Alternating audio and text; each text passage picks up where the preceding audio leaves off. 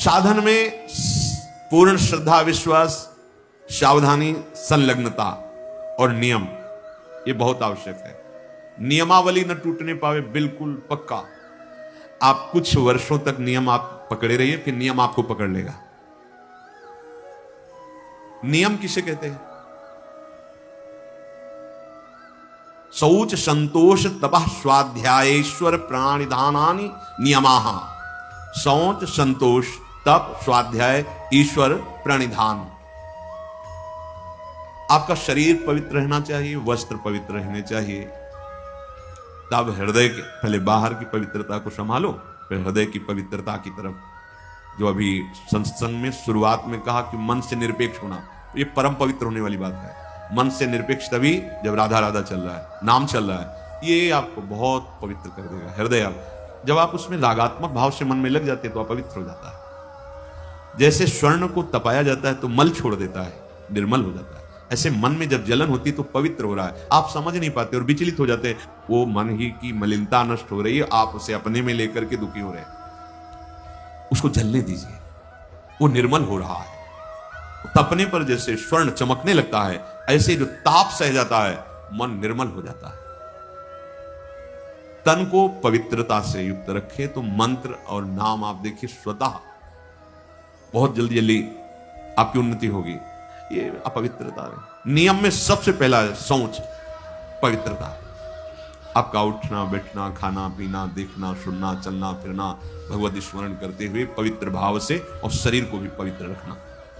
देखो, जिनको ऐसा सौभाग्य नहीं मिला है, गृहस्थी में नाना प्रकार के कार्यों में रत हैं, तो अपवित्रो सर्वावस्थांगतो विवाह, जैसी भी स्थिति में हो तुम राधा राधा बोलो, पर आपको तो सौभाग्य मिला हुआ है कि आप हर समय असंग और पवित्र रह सके। लाभ लीजिए और उस लाभ को जगत मंगल के लिए प्रभु के चरणों में अर्पित कीजिए। आपके लिए तो बहुत बढ़िया अवसर मिल गया है। आपका पवित्रता पर ध्यान होना चाहिए, आपका शरीर पवित्र होना चाहिए, आसन पवित्र होना चाहिए।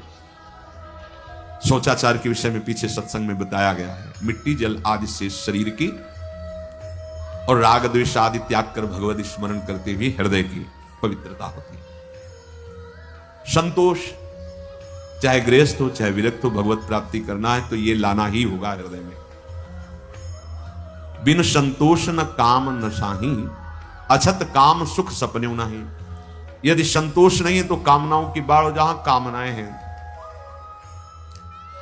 कोई कोई तो कहते कि मांस वगैरह खाते हैं और आपके आदेश से हम ब्रह्मचर्य का निर्वाह करना चाहते हैं, त्रिकाल में नहीं कर सकते। राक्षसी भोजन पाओगे और तुम ब्रह्मचारी बनोगे, तुम आसुरी प्रवृत्ति धारण करोगे, और सच्चिदानंद में बिना चित्त जोड़े तुम इन दिव्य व्रतों का पालन कर सकते हो? कदापि नहीं।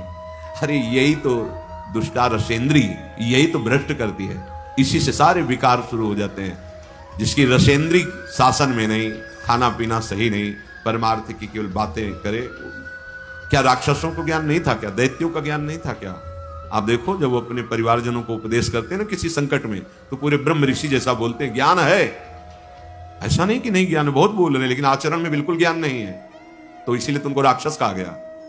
तुम्हारे आचरण राक्षसों जैसे हो, कह रहे हो कि हम अमुक अमुक साधन, व्यर्थ की बात। नियम से चलो। शौच, संतोष, भगवत कृपा से जैसी भी परिस्थिति तुम्हें दी गई है, जो भी धन, भोजन, परिवार जैसा भी, या विरक्त मार्ग जैसा, संतुष्ट रहो। जथा लाभ संतोष सदा काहू सो कछु न। बड़ा शांत मार्ग है, बड़ा गंभीर मार्ग है, बड़ा सहनशीलता की जरूरत है। और सही पूछो तो आपको कोई दुख है ही नहीं, आपको कुछ चाहिए ही नहीं। आपके अंदर दुख और चाह जो आई, उस शरीर को लेकर, संसार को लेकर आई है। इसीलिए आपको संतोष, अगर संतोष धारण करोगे तो आशाएं नष्ट हो जाएंगी। आशाएं नष्ट होंगी तो दुख का नामो निशान मिट जाएगा। आशा ही परमम दुखम, नैराश्यम परमम सुखम। जैसी भी प्रभु ने परिस्थिति दी, जो भी आपके पास, वो भगवत कृपा से उसी में संतुष्ट रहना सीखो। तीसरा, तपः, तपस्या। अब भगवत मार्ग में जो आपको नियमावली दी गई है, उसके पालन में प्रमाद नहीं होना चाहिए। ये भगवत कृपा से जो भी सच्चे मार्ग का पथिक है, उसमें देखने को मिलेगा। कैसी भी दुखद परिस्थिति हो, नियम इतना बड़ा बलवान होता है तो अपने आप उसे समय से, ये पक्का, आप पहले नियम पकड़ो, फिर नियम आपको पकड़ लेगा। भारी से भारी कठिन परिस्थिति में भी नियम में बड़ा बल है। वो अपने आप दिनचर्या को, जिसकी आसक्ति हो गई दिनचर्या में, वही उत्तम उपासक है। अगर 3 बजे से आपकी दिनचर्या है तो 2:45 बजे आप आके बैठ गए। 6 बजे जाना है तो 6 बजे के बाद प्रणाम करके सबसे नाम जप करते थे। ऐसा नहीं कि हम फिर 4:30 बजे आ जाते हैं, 1 घंटा गए तो हम हैं। ये दिनचर्या नहीं, ये प्रमाद है। जिस समय जो आपकी दिनचर्या बन रही है, देखो आजीवन 2 बजे नींद त्यागने का गुरुदेव ने बचपन में अभ्यास बना दिया। समीप ही वो आप तखत पे शयन करते, समीप उठ देख उठ 2 बज गए, माला ले बैठ जा। जी महाराज जी। वो आप बैठे ऐसे और नीचे, गुरु कृपा से आज तक कष्ट हो या कुछ भी हो, जो दिनचर्या है वो दिनचर्या है। वही दिनचर्या हमारा भगवान है, दिनचर्या ही हमारा स्वरूप है, दिनचर्या ही हमारी तपश्चर्या है। उसके लिए प्रमाद नहीं होता। अगर शरीर में जान है तो दिनचर्या में बाधा नहीं पड़ती। देखो बड़े बड़े सिद्ध महापुरुषों को देखो। श्री सनातन गोस्वामी जी वृंदावन से गिरिराज जी की परिक्रमा रोज लगाने जाते हैं। जब वयोवृद्ध हो गए तो गिरिराज जी लालजू महाराज प्रकट हुए और कहा, बाबा देखो हम तो हर समय आपके मानस पटल पर छाए रहते हैं, आपका शरीर वयोवृद्ध हो गया, आप काहे को आते हो? अब आपको परिक्रमा की क्या जरूरत है? अब मत आया जी।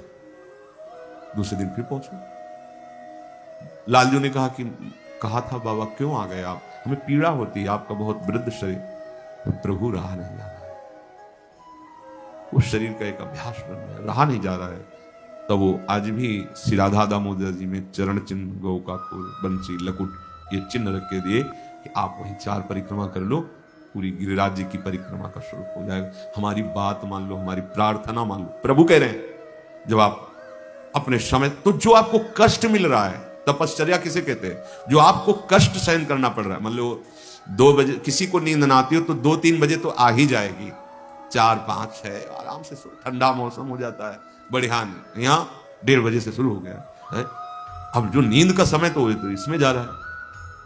अब ये जो कष्ट आपको सहना पड़ रहा है, ये आपकी भारी तपस्या हो रही है, आपके दुष्कृत नष्ट हो रहे हैं रोज का रोज आप। और हम सिद्ध महापुरुषों को देखा है, ये 2 बजे की दिनचर्या बड़े बड़े सिद्धों में देखी। चैनपुर में तो स्वामी श्री मग्नानंद 2 बजे पूरा परिकर सहित 2 बजे। अरे भगवत प्राप्ति के लिए जीवन मिला, सोने के लिए थोड़ी मिला है। थोड़ी देर विश्राम कर लिया, लग गए दिनचर्या में। जब ज्यादा शिथिलता हुई तो दिन में 1-आध घंटा विश्राम कर लिया। भगवत प्राप्ति करनी है, यहाँ सो के समय थोड़ी गंवाना है, यहाँ भोगों की भूल भुलैया में थोड़ी फंसना है। प्रभु के पास चलना है, अपने स्वरूप में स्थित होना है। तो जो आपको नियम मिला है उसमें, वो नियम ही क्या जिसका निर्वाह न करो। और निर्वाह करने में तो कष्ट मिलता ही है। नियम पूर्वक कोई कार्य किया जाए तो फिर कष्ट कोई परवाह नहीं की जाती है। और कष्ट ना हो तो नियम कैसा? नियम का वही मतलब है कि कितना भी कष्ट आवे, आपका नियम नहीं टूटना चाहिए। साधक की ऐसी दिनचर्या होनी चाहिए। इस समय, हाँ इस समय तो सत्संग में होंगे, इस समय तो श्रृंगार में होंगे। पूरी जीवन की दिनचर्या होनी चाहिए। आप पूज्य सदगुरुदेव भगवान 25-26 वर्ष से तो वही दिनचर्या देख, उतनी दिनचर्या, वही राइट टाइम। कोई उत्सव सेवा बधावा में समय का थोड़ा परिवर्तन, दिनचर्या वही। सहचरी भाव के रस का रसास्वादन कराने वाले महापुरुष, दिनचर्या वही। अगर हमारी दिनचर्या ठीक नहीं तो ब्रह्मचर्य ठीक नहीं है, दिनचर्या ठीक नहीं तो प्रमाद स्थिति है, दिनचर्या ठीक नहीं तो आपका भगवत प्राप्ति लक्ष्य नहीं बना है। दिनचर्या में आपका कोई भी गुंजाइश, दिनचर्या पर बिल्कुल। कृष्णाश्रम स्वामी जी बड़े बड़े महात्माओं को देखा है, सुई की घड़ी की सुई की नोक में है दिनचर्या। 1 मिनट का अंतराय रहे, वो मन को अपने वश में कर लिए, इंद्रियों को वश में कर लिए। अपने नियम पालन में, धर्म पालन में, साधन मार्ग में जो कष्ट मिलता है, शीत उष्ण, मान अपमान, इन सबको सहना, यही तपस्या है।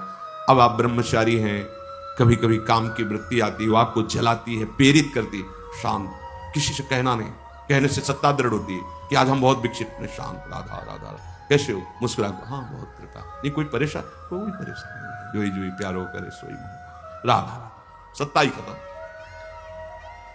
स्वाध्याय आचार्य ग्रंथ का, महापुरुषों की वाणियों का, शास्त्रों का स्वाध्याय नियमित होना चाहिए।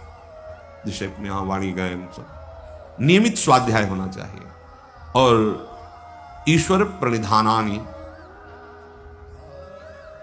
अपने आराध्य देव जो गुरुदेव ने बताया है, अपनापन तभी सिद्ध होता है जब गुरु प्रदत्त होता है। अपनी मान्यताएं बदलती रहती हैं, लेकिन गुरु प्रदत्त जैसे अपने को गुरुदेव भगवान ने दिया कि हमारे आराध्य देव श्री श्यामाजू, और श्यामाजू का सुख श्री लालजू महाराज, लालजू के प्राण श्री लाडली जू। तो लाडली जू के महासुख वर्धन करने के लिए उनके प्राणनाथ श्री लालजू में अद्भुत प्रीति, अद्भुत प्रीति।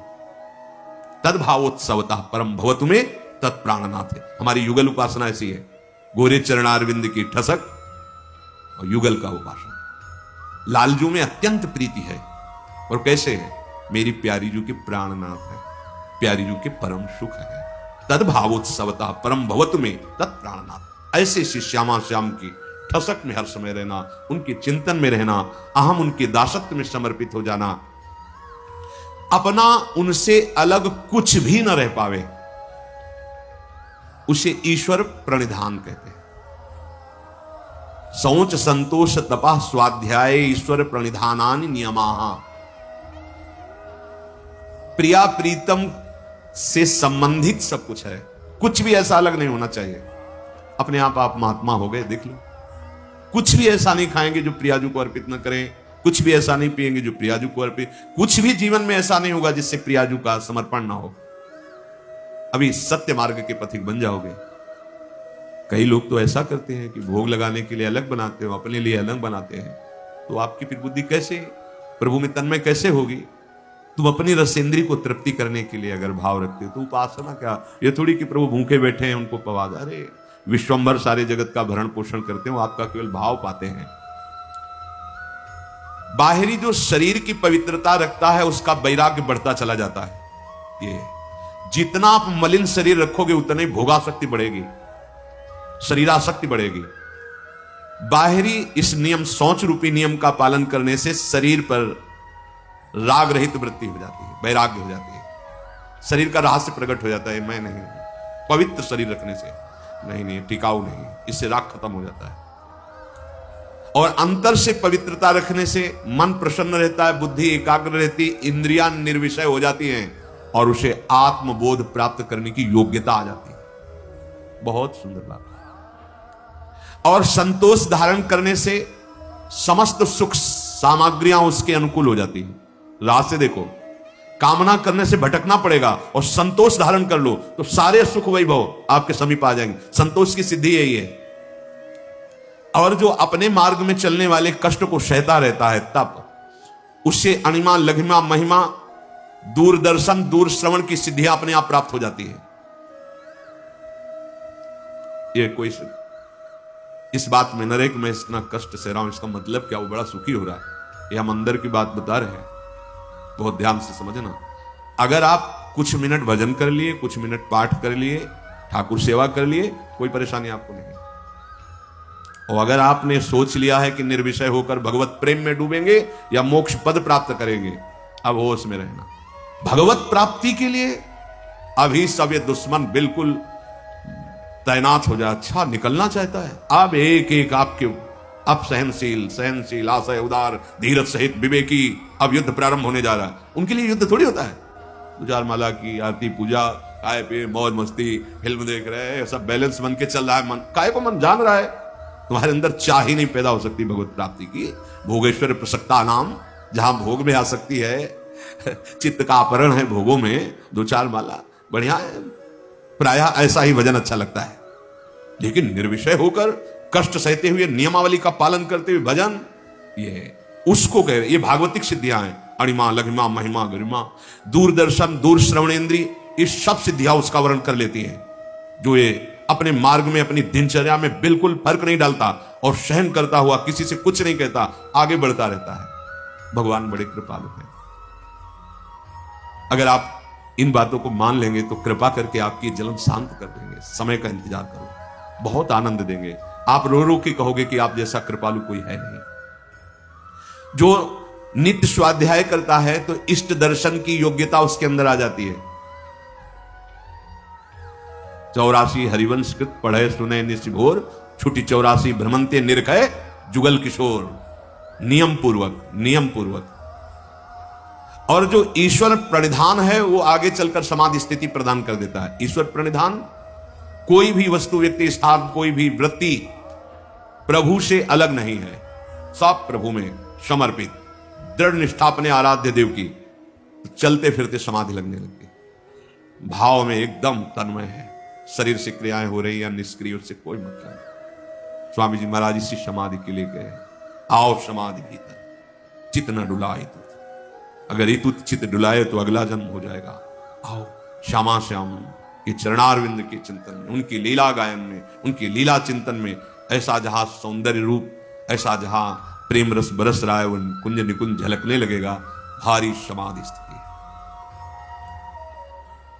उपासक को चाहिए, जिसका शरीर रोगी है, वयोवृद्ध है, उनके लिए बात नहीं कह रहे। यदि आप जवान हैं, आपका शरीर स्वस्थ है, तो आसन पर बैठना सीखें, बहुत जरूरी है इंद्रिय संयम के लिए, मनोनिग्रह के लिए, और शरीर की जो वायु है उसको पचाने के लिए। अब नौजवान है, कोई रोग नहीं है, कुर्सी में बैठे भाई कैसे बने? आपकी वृद्धावस्था है, आपकी टांगे दर्द कर रही, घुटने दर्द कर रहे, कमर दर्द कर रहे, गृहस्थी से आए हो, बैठो। आप बाल ब्रह्मचारी हैं, भगवत मार्ग के पथिक हैं, या आप गृहस्थ से संयम पूर्वक रहकर आए, तो कुर्सी सुख आसन पर बैठने की चेष्टा ना करें। एक आसन पर बैठे, एक आसन सुखासन से लगा लिया, शांत बैठे, उससे आपके शरीर में जो पीड़ा होगी वो वायु पचेगी। जैसे जैसे वायु पचेगी शरीर हल्का होता चला जाए, शरीर राग हल्का होता चला जाए, विस्मरण होने लगेगा शरीर का। शांत, जहां हाथ रख दिए, गंभीरता, शांति, स्थिर भाव तक कम से कम 48 मिनट, 48 मिनट एक स्थिति में बैठे। अरे सर, कई कई घंटे का पद्मासन या सिद्धासन, 30 मिनट के बाद कष्ट शुरू हुआ, हर नस नाड़ी पीड़ा को, मैं शरीर नहीं हूं, ये भ्रम है, ये कष्ट नहीं, ये भ्रम है। थोड़ी देर बाद शून्य, शून्य के बाद शांत, अब बैठे। पर वो समय क्रॉस करना जो बहुत कष्टप्रद, यही तो है सब इंद्रियों को अधीन कर लेना, शांत, हर नस नाड़ी शुद्ध वायु, जो वायु दोष पैदा करने वाली, वो भस्म हो जाती है उससे। कब आपकी वृत्ति संभलेगी? यही तो समय। अगर आप सत्संग में बैठे हो, लगाया आसन और बैठ गए, या तो वक्ता की तरफ दृष्टि या नासाग्र दृष्टि। ये इस समय जो अपना सत्संग होता है, आंख मूंद के सुनने वाला नहीं है। आंख मूंद के तो फिर नींद आ सकती है, आलस्य आ सकती है। या तो नासाग्र दृष्टि और या तो वक्ता की तरफ एकाग्र दृष्टि। शांत, आपका शरीर स्वस्थ है, आप जवान हैं। आसन बहुत आवश्यक है, बहुत आवश्यक है। आपका शरीर स्वस्थ है, आपका भोजन कम हो जाएगा आसन में बैठने पर, क्योंकि डरोगे। अगर अधिक भोजन पा लिया तो आसन में नहीं बैठ पाओगे, पेट बड़ा हो गया तो आसन में बैठ पाओगे नहीं। उचित आहार, अपने आप सब ठीक होने लगेगा। आसन, हम कहते हैं ना पद्मासन लगाओ ना सिद्धासन लगाओ, तो ऐसी पलथी, हल्की पलथी, जैसे पलथी मार के बस वैसे रख दिया हाथ, वैसे शांत बैठे, सुन रहे। अब दर्द हो रहा है तो चुपचाप नाम जप करते हुए अपने मन को लगाने की चेष्टा करो। सत्संग में नाम को चुपचाप सहो, सहते सहते अभ्यास हो जाएगा। अभ्यास हो गया तो भजन में डूबने का अवसर आने लगेगा।